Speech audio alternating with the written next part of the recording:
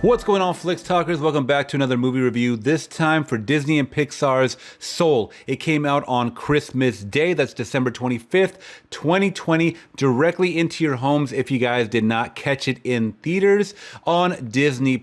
Now, I'm here to let you know kind of just my thoughts, my fluid thoughts, not really too edited or too choppy because I just want to let it flow naturally because I think, like most people across the world on this day, this was a film besides Wonder Woman 84 that they were going to be checking out today. But before I do get into my review, guys, please make sure you are hitting that thumbs up. It always does help the channel. So down below on your phones or on your computer, hit that thumbs up like button, as well as joining the Flix Talk family by hitting that subscribe and bell notification to get notified about all future videos. And before I go any further, I'm letting you guys know this is a spoiler review, meaning that I let a couple of days marinate from the release of this film Soul on Disney Plus to let everyone kind of check it out on their own time. But now that the weekend is over, I want to talk it in full, extensive detail with you guys. So make sure you guys know that this is a spoiler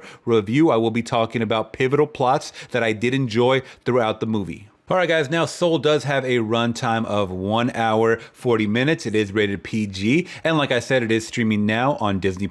And this film is directed by Docter, who also wrote and directed Inside Out, as well as the upcoming Lightyear film.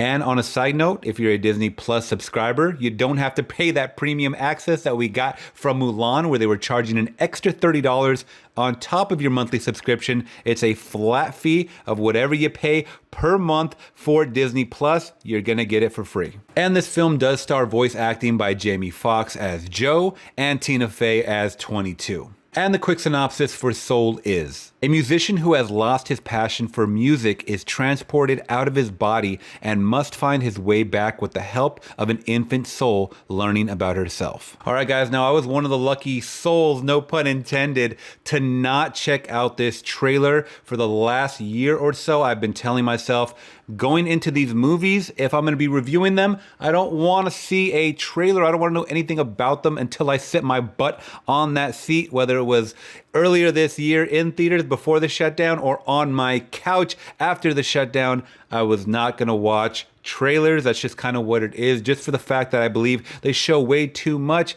And even though I have short-term memory and it leaves, as soon as it comes in my brain, I just didn't want to do it to myself. And I'm so glad I did, because I was actually watching this in the comfort of my own home, guys. I know some of you guys caught it in theaters today, but unfortunately my theaters are still closed due to everything that's going on in the world. But like I said, I was on the couch with my girlfriend checking this one out, and she was kind of like, what's this movie roughly about? And I said, really, I couldn't tell you. I mean, all I knew is that Jamie Foxx was a musician and it has something to do with either soul music, his soul, reincarnation. I saw these little blue characters. I didn't know anything about this film, and that's probably the best way to go into movies in general. Not only this film, but I'm so glad I didn't know what was going on with the premise. All right, so I did really enjoy that we're kind of getting into the main stew of things like 20 minutes into the movie, 15, 20 minutes into the movie, where he's not really paying attention. He falls in a manhole, he dies. So that's when they had the tonal shift,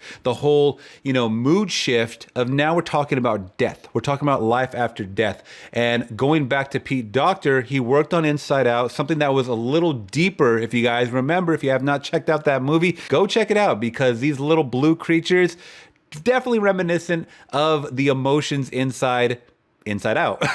So that being said, once we kind of got that shift of, the afterlife, or just kind of in limbo of kind of the before life factor of everything that we do get introduced to, it kind of a lot to break down and digest, but I like the way that they kind of did it. I think to kids, because Pixar movies, as we know, especially nowadays, they're appealing not only to the children, but they're also appealing to the big kids like us. And I like that, because if we're not watching it alongside with kids, we're watching it just by ourselves in the comfort, amongst other adults, and we're getting, the satisfaction of not just straight up kid jokes or being preached to, in layman's baby terms, but they got some real deep aspects in this film. And, they talk about kind of embracing, your time on Earth before it's too late. And I really did enjoy that. It made me think about my life. It made me rethink a lot of things that, whoa, maybe I should stop focusing on the destination and definitely enjoy the journey, which is commonly preached to us, usually by older folks that have been here on Earth, but we never take it in until we're that age. And I'm starting to slowly realize that as I get older. Obviously, when I was in my teens or my 20s, I was living life fast and I didn't care. All I did was watch, certain music videos, emulate what I saw on reality TV and whatnot. And I thought that that was really obtainable or actual life. And for a small, minute percent of us, it is, but for the majority of us, it's not. So I think that we really need to take our skill sets. We need to look at the surroundings, appreciate what we have, because guess what? In a Thanos snap, we can lose it just like that. And we got to see that with Joe's character, where he does fall in a manhole and he was really anticipating, working with this quartet band. He got hired on kind of last minute, as a pianist. He really, showed that he had the skills at the audition for this woman who was leading the quartet. That was cool. So he was really looking forward to upgrading his life, so to speak, because that was his mission, was to play for a bunch of people, for a crowd. But unfortunately, he felt like teaching, being a mentor to children in a music class wasn't fulfilling enough. So he was trying to reach that plateau. And we all know, we all have our own goals of, whether you're a musician or not, you want to reach as many eyeballs or people as possible. YouTube is a perfect example of that. Obviously, I want my fan base to reach millions of bajillions, right? But if you're kind of keeping that number in your brain, just for an example, YouTube, you're constantly going to be stressing. You're never going to be 100% fulfilled with what you do have, if that makes sense. And once again, watching this movie, it kind of put into perspective my own life. And then I started to realize, as I get older, once again, I appreciate what I have around me. Going back to the synopsis of this film, once he does kind of get caught into the life after Earth, or this kind of limbo that he's stuck in, to determine what his next move is going to be, I like the fact that he really was like, I just got to get back to Earth. I got to get back into my body. Nothing else matters. It's really going over his head of, you just can't jump back into your body. You can't cheat death. His time was up for whatever reason. I really did also like the voice acting by Tina Fey, who plays 22. She's one of the little blue characters that is pretty much a rambunctious soul, or a pre-soul. She's not even a soul on Earth yet, but she's pretty much she has to go through this mentoring program to obtain her Earth pass, so to speak. And, the likes of Gandhi and all these other professors and people, Mother Teresa, there's extremely funny, little flashback scenes that are just like quick, like 3-second, 4-second clips, but the writing in this movie is so damn well done that it really just had me laughing out loud, and it left a great impression in my mind. This is definitely by far one of the better Pixar films. Like I said, it's more in the vein from the same director, and writer of Inside Out, so I definitely got feels of that, as well as, catching Onward, which came out earlier this year. It was on my top list of top 10 movies for 2020, guys, so Pixar is definitely on a roll with me. I feel like their later films definitely resonated a little more with the adult audience. So premise aside, I definitely got to give it up once again to the Pixar studio department, painting this world that we're introduced to once we finally get to see, Joe and what, his day-to-day life is about. The cityscape, just seeing, a trombone, instruments, cars, what have you. When he goes to the barber shop, some of the clippers and the razors, just the fine attention to detail. They close up on one of his students and you could see the hair follicles on the side of her cheek. The attention to detail in these Pixar movies is incredible, especially if you're watching it in 4K. Now jumping to the cast. I already kind of touched on Tina Fey as 22, but Jamie Foxx as Joe. Now, Jamie Foxx. Now, he's someone that live action movies, his last couple haven't been really hits for me. I think he's a phenomenal actor. I'm glad he did a really good job in this film. I know he's just doing voice acting, but it took about 15, 20 minutes to kind of fit his voice with this character. It's an older man character too. We're talking about someone in their 50s. You know, it looks like he's single. He doesn't have any kids himself. He lives alone.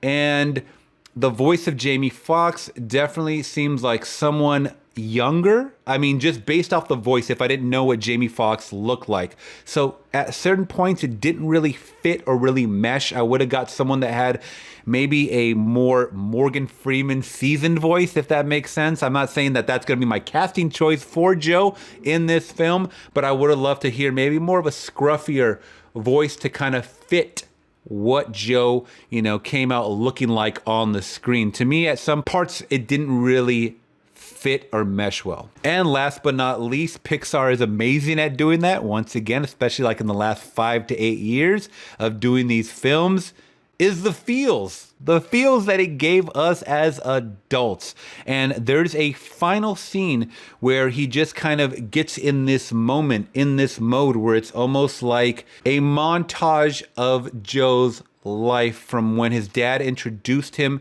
to soul music, just to seeing fireworks on the rooftop. A beautiful, beautiful montage that queued up the waterworks for myself and my girlfriend, because once again, these are relatable things. As you get older in life, you start to realize that time is very limited, especially if you don't take care of your body. Guess what? You feel it a lot more. That's why it's extremely important. There's even a line in the movie where one of the characters says, hey, you better chill out on the processed food or else you're going to end up here, in the afterlife sooner than later. I just thought all those little, elements of witty writing. There was a couple of like adult humor things thrown in there too. I kind of noticed the little subtleties, but that's completely fine. As the kids get older, they can ask their parents what this means. But I just, once again, the feels and the waterworks kicked in that third act, when he was really trying to balance coming back, getting a second chance on Earth, which he did. And I really liked that too. I thought at first he might have passed up. He kind of got his shine, so to speak. He did a great set with the quartet. And I thought going back to that afterlife situation, that he was in, because ultimately he had to give his life back because he cheated death. I thought he was going to say, you know what, I achieved what I wanted to do. I'm going to pass on my Earth pass to 22. But, in that moment, he didn't really. He helped her as a lost soul, which was another beautiful scene too. The lost soul. That one really made me tear up a lot. And they did a good job once again in the third act. But he ends up going back and getting a second chance, which I thought was amazing. You don't really get that, though. You hear people having near-death experiences, so technically those are second chances, so to speak, because they almost died, but they didn't. So I mean, it really equated to certain things that you hear in everyday life. But all that aside, guys, I gotta give Soul a solid 4.5 out of 5, saying this is a damn near perfect film. There was certain things in the middle that I kind of tuned out a little bit, just a little bit, but it jumped back on track once we were trying to figure out what was happening with 22 and Joe, just kind of the final resolution of everything. I thought it was a little silly that they ended up switching bodies at first. Joe goes into the cat, and that was silly. Of course, Pixar knows how to create these animals that are just cuddly and lovely, and if you guys know, I do have a cat myself named Mochi, and I love him dearly. And I actually have a funny clip I should actually put up here.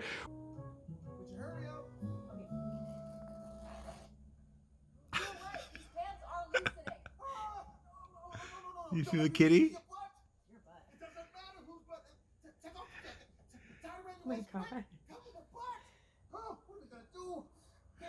I find humor in the smaller things, guys. All right, guys, so that is my spoiler review for Soul. Let me know if you guys did enjoy it, if you guys caught it this weekend.